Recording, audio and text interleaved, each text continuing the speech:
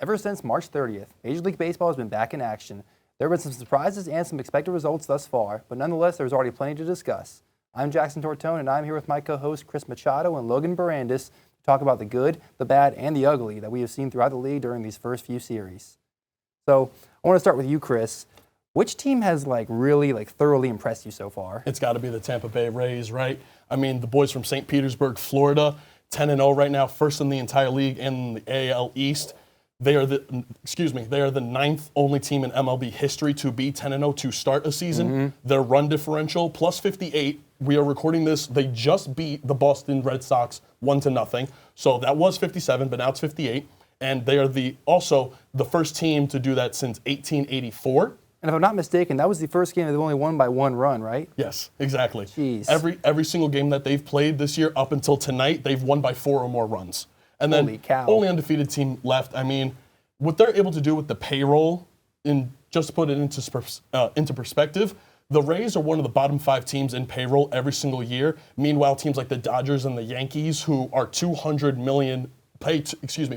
million more to their players every single year than the Tampa Bay Rays. Absolutely outstanding what they're doing down there in Florida. It's insane what they do, and I'll stay with another small market team, and while this team's not undefeated, I mean, no team is, the Milwaukee Brewers have been impressive on both sides of the plate so far, and the main issue with this team coming into the year was the lineup. But that hasn't been an issue so far. They have half their lineup hitting over 300, including newcomers like Jesse Winker and Brian Anderson, who's been off to a hot start to open up his season coming over for the Miami Marlins. And then you have guys in the pitching staff that have played so well. Brandon Woodruff is off to a hot start. Freddie Peralta, the veteran, off to a hot start as well. This is a really well-balanced team, and probably their most notable series, they swept the Mets at home in a really brutal. It was a brutal series. The only game that was close was a walk-off home run from Garrett Michel. Rookie of the Year nominee, by the way, with the way he's been playing. So a lot to like if you're a Milwaukee Brewers fan so far.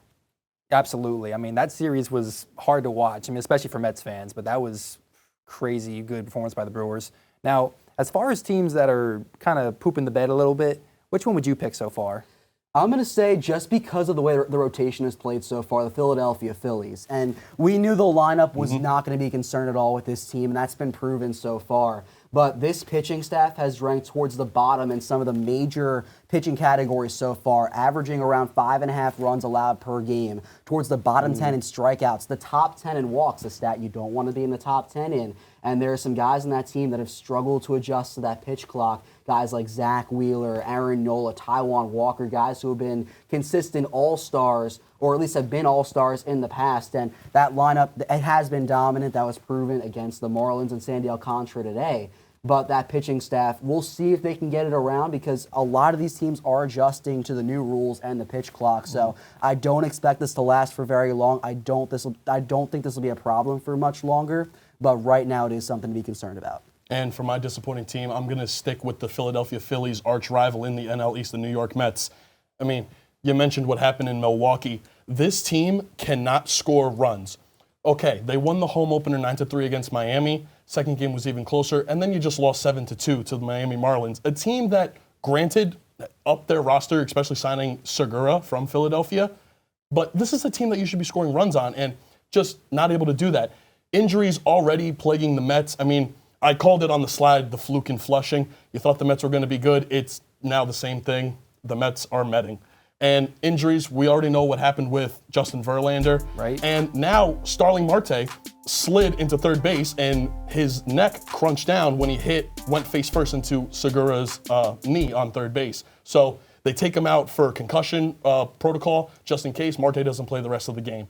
And yeah, just not meeting potential. This is a lineup that should be playing how they did last year already, but the only New York Met that looks like they can play baseball this year is Kodai Senga. Baseball player, not pitcher. So you're relying on a guy who doesn't even step up to the plate for you. Not looking good in Flushing, Queens.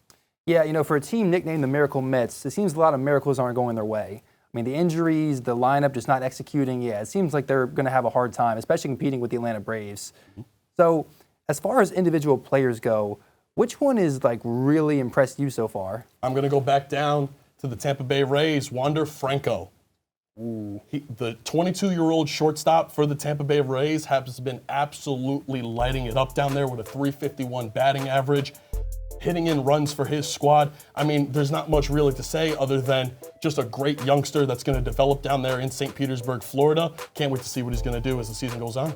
Yeah, I'm going to move over to the National League, and a guy who has really kind of tried to earn his contract in Brian Reynolds for the Pittsburgh Pirates, and he's towards the top of the league lead in home runs with 5 home runs so far, tied with the New York Mets' Pete Alonso. And for a Pirates team that has started off hot, 6-3, he has been the big piece of that offense so far. He might have to do a little bit more carrying with the loss of O'Neal Cruz, and since this is the last MLB segment I'll ever do on Penn State Sports Night, I'll showcase my age a little bit. Brian Reynolds, he's kind of been like Pablo Sanchez in the old backyard baseball games that you used to play. Kind of put him in your lineup and watch him go, and he's led them to win so far. And he should be able to do that for the Pirates, trying to earn his payday that he's been desperately trying to get.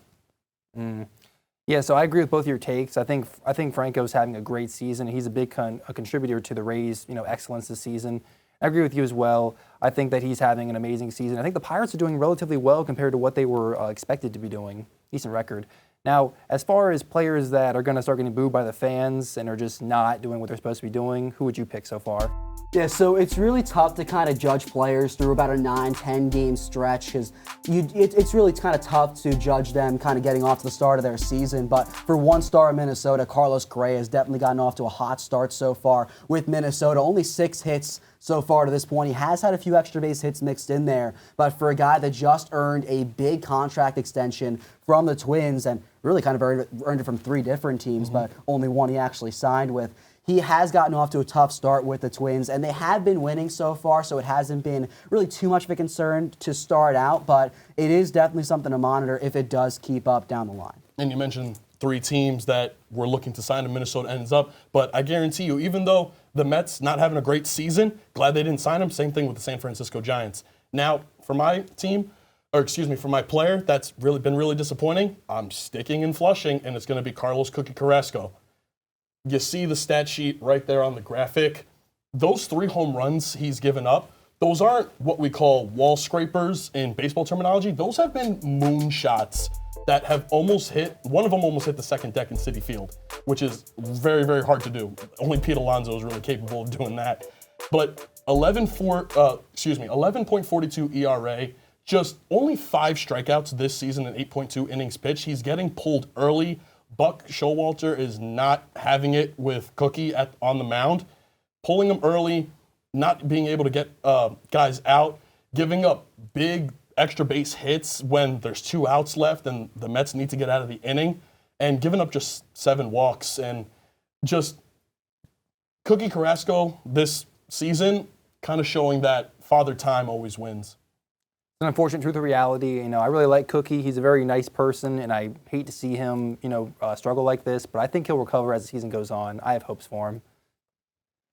Well, that's all we have for this look into some of our early impressions of the 2023 Major League Baseball season. Keep in mind there are 162 games, and all truths will be told in October. For Chirs Machado and Logan Bourandas, I'm Jackson Tortone. Hey, everybody! Thank you for tuning into this edition of Penn State Sports Night. We hope you liked that segment. And we're sure there's other Penn State Sports Night segments that you are going to love as well. Be sure to subscribe to our YouTube channel for more content. And check us out on social media for updates and behind-the-scenes clips and pics. Follow us on Twitter at PSSN TV and on Instagram at PSU Sports Night to keep up with all the action. For all of us here at the Belisari Media Center, we are Penn State Sports Night.